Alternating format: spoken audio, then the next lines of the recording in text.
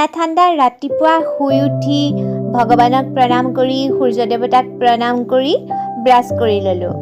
Morning ডেইলিৰ নিচিনা half litre পানী খাই মনত পৰিল যে কাপোৰ ধুব আছে। মেচিনটোত কাপোৰখিনি ধুব দি মই ঘৰ মচি ল'লোঁ আৰু ঘৰ ঝাৰু দি ল'লোঁ। তাৰপিছত গা ধুই আহি ভগৱানক প্ৰণাম কৰিলোঁ, অকণমান পূজা কৰিলোঁ। ওম নমঃ শিৱায়, ওম নমঃ শিৱায়।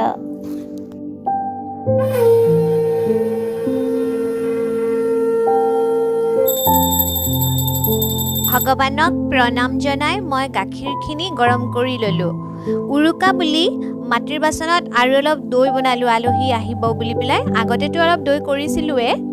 তাৰপিছত ভাতৰ যোগাৰবোৰ ষ্টাৰ্ট কৰিলোঁ।